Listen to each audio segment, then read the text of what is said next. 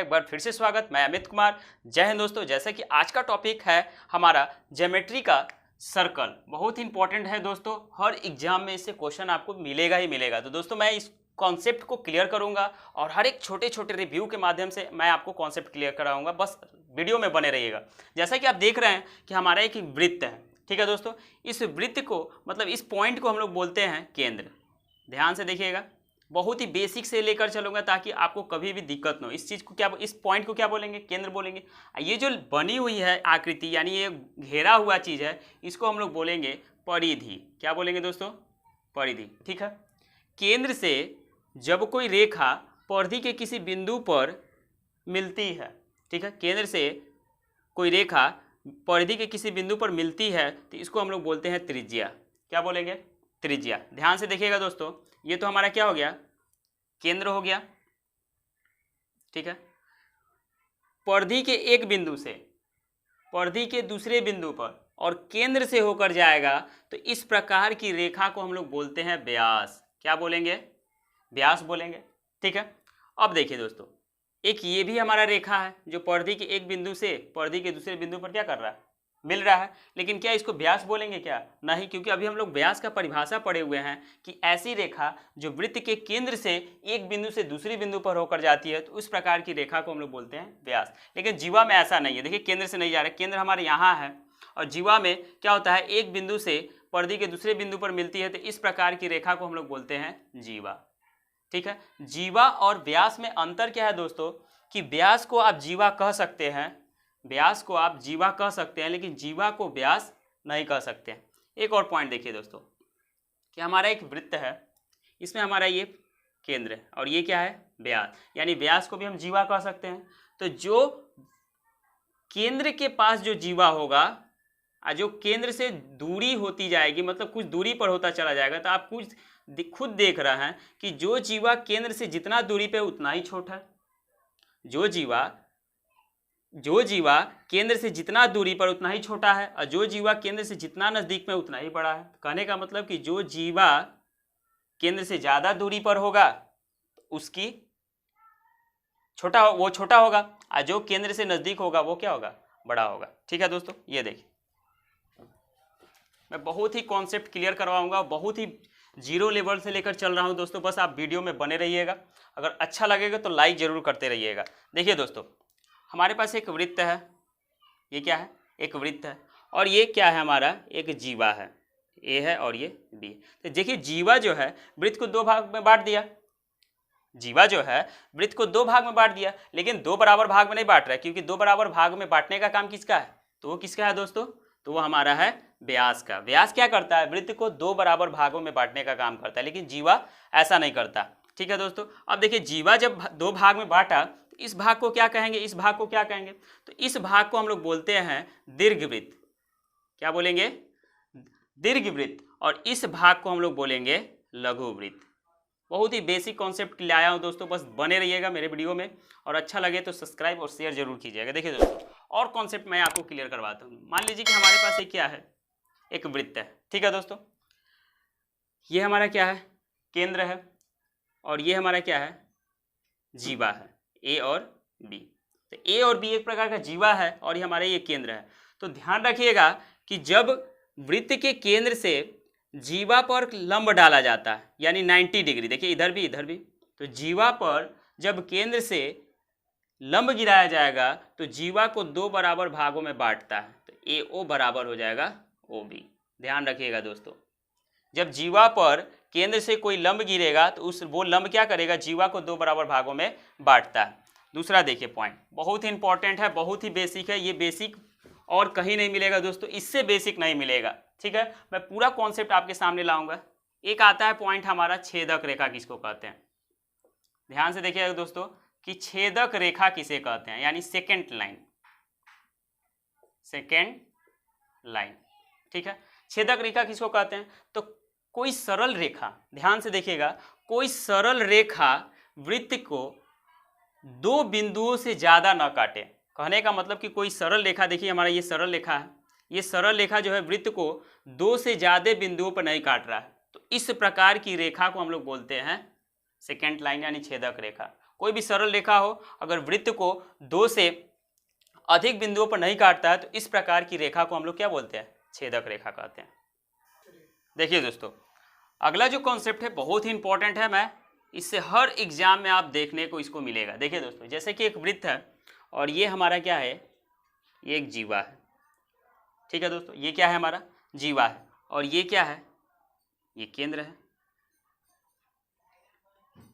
देखिए, यानी जीवा से केंद्र पर बना कोण, जीवा से, बहुत ही इंपॉर्टेंट लाइन है, बस इसको ध्यान से सुनिएगा कि जीवा के द्वारा केंद्र पर बना कोण और जीवा के ही द्वारा परिधि पर बना कोण, ध्यान से सुनिएगा, जीवा के द्वारा केंद्र पर बना कोण और जीवा के द्वारा परिधि पर बने कोण, केंद्र का जो कोण होता है वो परिधि पे बने कोण का क्या होता है, दुगुना। यानी कहने का मतलब कि अगर ये हमारा x कोण डिग्री है तो ये हमारा क्या हो जाएगा 2x डिग्री, ठीक है। ध्यान से देखिएगा दोस्तों, जीवा के द्वारा केंद्र पर बना कोण और जीवा के द्वारा परिधि पर बने कोण का जो होता है वो क्या होता है, दुगुना होता है। अगर आप सोचेंगे कि बस सीधा ही क्या, तो सीधा भी नहीं दोस्तों, बस आप ध्यान रखिएगा कि जीवा के ऊपर बस कोई कोण बने, जीवा के ऊपर जो है कहीं भी परिधि पे बने। मान लीजिए यहाँ से पूछेगा कि अगर ये पूछेगा कि इस कोण का मान बताइए, तो कहीं भी बस ध्यान दीजिएगा कि जीवा के द्वारा बना केंद्र पर बना कोण, तो ये भी जीवा के द्वारा तो यहाँ परिधि पर बन रहा है। तो नियम क्या है कि जीवा के द्वारा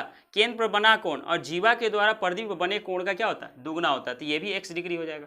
अब एक एग्जाम्पल पे तौर पे देखिए दोस्तों कि अगर हमारा एग्जाम्पल पे देखिए, बस एग्जाम्पल देखिए, पूरा क्लियर कॉन्सेप्ट हो जाएगा।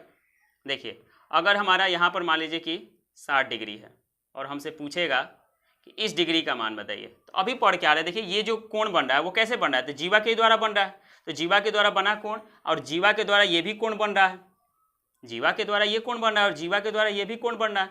तो जीवा के द्वारा बना केंद्र पर बना कोण और जीवा के द्वारा परिधि पर बने कोण का क्या होता है, दुगुना। तो ये 60 है तो ये कितना हो जाएगा 30 डिग्री। तो इसी तरह अगर हमारा यहाँ पर 80 डिग्री रहता तो ये कितना डिग्री हो जाता, तो इसी का दुगुना कर दीजिए। केंद्र पर बना कोण क्या होता है, परिधि पर बने कोण का दुगुना हो जाता, ठीक है दोस्तों। अगर हमारा यहाँ पर 40 डिग्री रहता और पूछता इस कोण का मान बताइए, तो ये इसका क्या है, ये दुगुना, तो इसका ये आधा हो जाएगा, तो इसको कहेंगे हम लोग कितना 20 डिग्री। कॉन्सेप्ट क्लियर हो रहा होगा दोस्तों, बस ध्यान से देखते रहिएगा, बहुत ही अच्छा कॉन्सेप्ट लाओ ताकि आपको सीधे एग्जाम में क्वेश्चन सीधे टकराने को मिलेगा। देखिए दूसरा कॉन्सेप्ट देखिए दोस्तों, बहुत इंपॉर्टेंट है।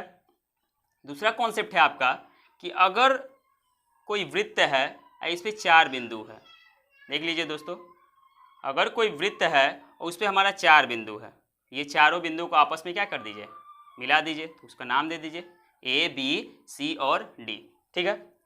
ये क्या बन गया, एक चतुर्भुज बन गया। आज कैसा चतुर्भुज, तो गोले के अंदर यानी वृत्त के अंदर है, ये वृत्त के अंदर है, तो इसीलिए इसको इस चतुर्भुज को क्या बोलेंगे, चक्रीय चतुर्भुज। बहुत इंपॉर्टेंट लाइन है दोस्तों, बस ध्यान से देखिएगा और अच्छा लगे तो जरूर शेयर कीजिएगा। देखिए, ये वृत्त के अंदर एक चतुर्भुज बना है, इसीलिए इसका नाम पड़ गया चक्रीय चतुर्भुज। इसमें इंपॉर्टेंट लाइन क्या है दोस्तों कि आप यहाँ पर देख रहे हैं कि एक कोण बन रहा है, यहाँ पर भी एक कोण बन रहा है, यहाँ पर भी एक कोण बन रहा है, यहाँ पर भी एक कोण बन रहा है। तो इसका इंपॉर्टेंट लाइन क्या है कि कोण, ये कोण और ये कोण, इन दोनों को जब आप जोड़ देंगे तो वो कितने डिग्री के बराबर हो जाएगा, तो वो हमारा हो जाएगा 180 डिग्री के बराबर। बहुत इंपॉर्टेंट लाइन है, इसे डायरेक्ट आपको क्वेश्चन मिलेगा। अगर कोण ए को जोड़ दीजिए और कोण सी को जोड़ दीजिए तो ये भी 180 डिग्री के बराबर होगा। एग्जाम्पल अब मान लीजिए कि इस कोण का मान हमारा 110 डिग्री है, इस कोण का मान हमारा कितना है 110 डिग्री है, तो पूछेगा कि इस कोण का मान कितना होगा। तो अभी हम लोग पढ़े हैं कि चक्रीय चतुर्भुज में आमने सामने का जो कोण होता है वो 180 डिग्री के बराबर होता है। तो जब 180 में से 110 ये हो गया तो ये कितना हो जाएगा 70 डिग्री। इसमें देखिए अगर ये 60 डिग्री हो जाएगा तो पूछेगा इस कोण का मान बताइए, तो ये कितना हो जाएगा, 60 ये हो गया, तो ये दोनों कोणों का योग कितना होता है 180, तो 60 यहाँ हो गया तो ये कितना हो जाएगा 120। तो बहुत ही इंपॉर्टेंट कॉन्सेप्ट है, इसको बस याद रखिएगा। और कॉन्सेप्ट देखिए दोस्तों, बहुत ही यूनिक कॉन्सेप्ट मैं लाया हूँ, बस देखते रहिए। इतना बेसिक लाया हूँ ताकि आपको क्वेश्चन जो है कभी भी फंसेगा नहीं। देखिए दोस्तों, ये हमारा क्या है, एक वृत्त मान लीजिए, और ये क्या है, एक स्पर्श रेखा। ये थोड़ा स्पर्श रेखा और स्पर्श बिंदु में मैं आपको क्लियर कर देता हूँ। देखिए, जो वृत्त के परिधि को स्पर्श करते हुए जाएगा, जो वृत्त के परिधि को क्या कर रहा है, देखिए यहाँ स्पर्श कर रहा है, तो इस प्रकार की रेखा को हम लोग बोलेंगे स्पर्श रेखा, क्या बोलेंगे दोस्तों, इसको बोलेंगे हम लोग स्पर्श रेखा, ठीक है। और यहाँ पर देखिए ये जो स्पर्श रेखा आपको लग रहा होगा कि ढेर सारे बिंदुओं को क्या कर रहा है, ये स्पर्श रेखा वृत्त को स्पर्श कर रहा है, ऐसा नहीं है। वृत्त का जो हमारा आकृति होता है ये ऐसे बनता है, देखिए। तो जो भी स्पर्श करेगा एक ही लाइन को करेगा, ना कि सारे को करेगा। तो भले ही आपको यहाँ पर देख रहा होगा कि एक से ज्यादा बिंदुओं को स्पर्श कर रहा है, लेकिन ऐसा नहीं है, यहाँ केवल एक बिंदु को स्पर्श कर रहा है। तो जो स्पर्श रेखा वृत्त के किसी एक बिंदु को स्पर्श करेगा तो इसको हम लोग बोलेंगे स्पर्श बिंदु। ध्यान से देखिएगा दोस्तों, मैं पूरा कॉन्सेप्ट आपका क्लियर करवाऊंगा। वृत्त के परिधि को स्पर्श रेखा जहां स्पर्श करेगा जिस बिंदु पर स्पर्श करेगा तो उसको क्या बोलेंगे, स्पर्श बिंदु। देखिए दोस्तों, अब इसमें कॉन्सेप्ट क्या है कि स्पर्श बिंदु से कोई जीवा खींचा गया, स्पर्श बिंदु से कोई जीवा खींचा गया और जीवा के द्वारा वृत्त पर कहीं भी कोण बने, मान लीजिए हम यहाँ पे बना दे रहे हैं, ऐसे बन जाए, ठीक है। तो जो इसके द्वारा कोण बन रहा है, इसके द्वारा जो कोण बन रहा है, ये कोण किस कोण के बराबर होगा, तो ये इस कोण के बराबर होगा, क्योंकि ये क्या है, एकांतर वृत्तखंड है। क्या है, एकांतर वृत्तखंड। इसी प्रकार जो ये कोण है वो इस कोण के बराबर होगा। बस ध्यान से देखिएगा दोस्तों, अगर एग्जाम्पल में कह दे कि आपको कि अगर ये 60 डिग्री है, अगर इस फिगर में अगर इसका मान अगर 60 डिग्री है तो इस कोण का मान बताइए, तो इसका भी कहेंगे क्या, ये भी 60 डिग्री, क्योंकि एकांतर वृत्तखंड के कोण है, ठीक है। अगर इसमें आपको कह देगा 40 डिग्री का कोण है तो ये इस कोण के कितना मान होगा, तो ये भी हमारा क्या है, 40 डिग्री। ये क्या है, एकांतर वृत्तखंड के कोण है। देखिए दोस्तों, अगला कॉन्सेप्ट बहुत ही इंपॉर्टेंट है, बस आप देखते रहिएगा। जैसे कि एक वृत्त है और वृत्त को किसी बाह्य बिंदु से स्पर्श करते हुए कोई रेखा जा रही है, देखिए ये बाह्य बिंदु से, इधर भी कोई बाह्य बिंदु से स्पर्श करते हुए जाएगी, देखिए कोई बाह्य बिंदु से स्पर्श करती हुए जा रही है। तो ये जो रेखा होगी, ये जो लंबाई होगी, इस लंबाई के बराबर होगी। कहने का मतलब कि इसको हम मान लेते हैं ए, इसको बी और इसको सी।